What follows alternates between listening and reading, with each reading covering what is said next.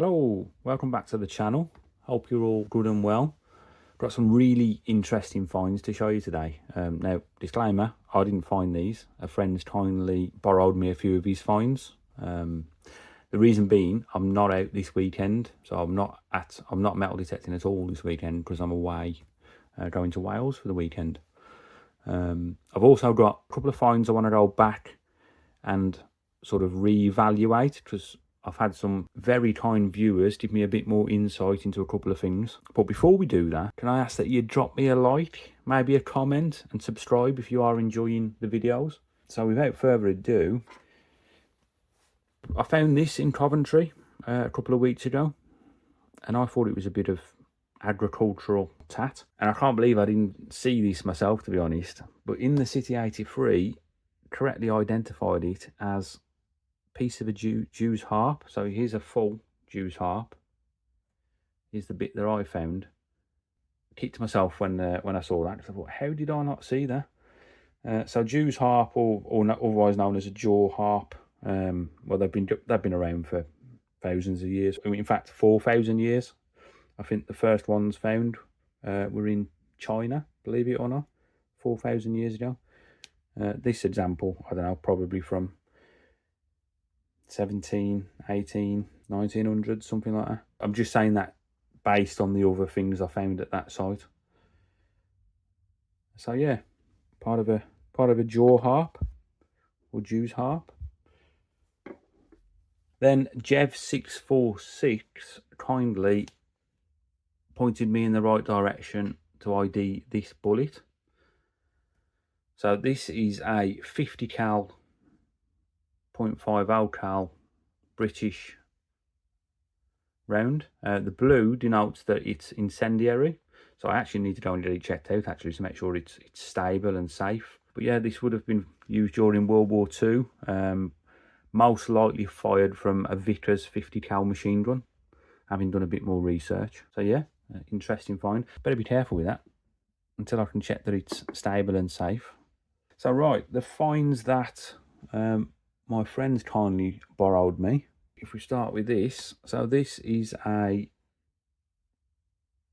token, but I find this particularly interesting because you can see the guy's name, John Howard, and the date of 1792. So John Howard was a philanthropist, I think from Birmingham,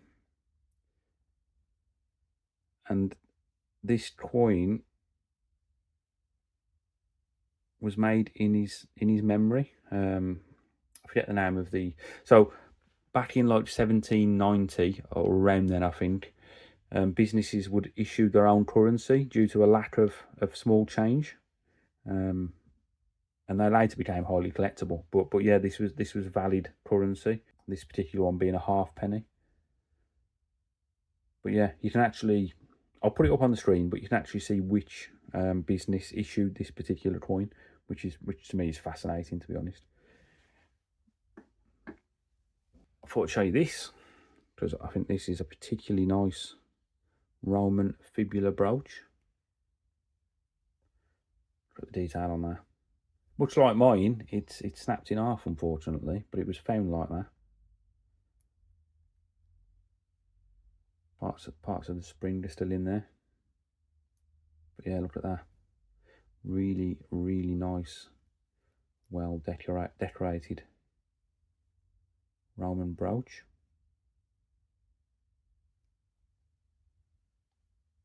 I do like me a Roman brooch. So this is a pilgrim's lead ampulla. So it gets its name from Roman two-handled flasks. So there would have been two, you can see part of them here and here. So there have been two handles on these that then would have had some string, and it would have been worn around the neck by pilgrims. You could only get these at sites of worship. They would often depict the saint that would have been at that particular site, worshipped at that particular site.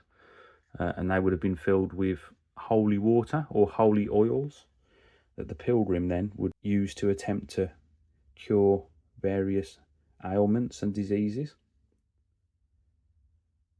There is a design on that one. I think judging by the shape of this as well, I could be wrong, let me know in the comments, but I think it would have been 13th, 14th or 15th century.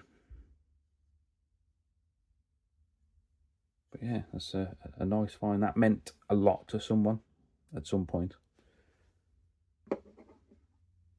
Now, a few videos back, I showed you this crotal bell that I found.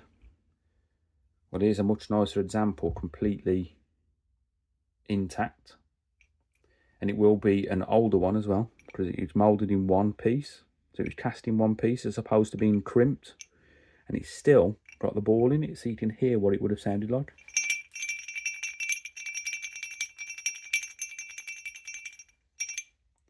So that's what a medieval horse and cart would have sounded like, coming down a country lane.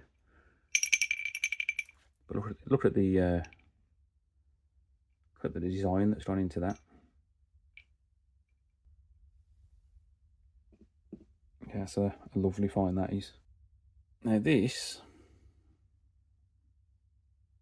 is the pommel from some sort of, maybe a dagger or small sword or something like that. You can still see the remnants of an iron tang design on the side of it. But yeah, that's fascinating. I've never found anything sort of weaponry associated, but yeah, that's a nice find.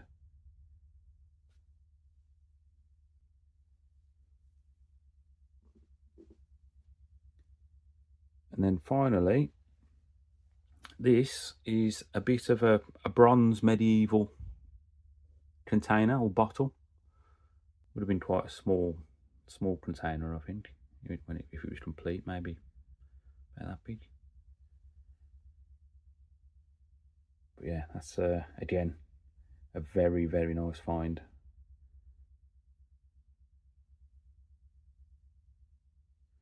So there you have it. I think, what's that, 5 or 6 really nice artifacts there. Let me know which one you think is the best in the comments. As I say, I'm not out this weekend, but I am out on Wednesday of next week, so I should have a midweek video for you. Please don't forget to like the video, drop me a comment, subscribe if you are enjoying the content. I'll see you in the next one.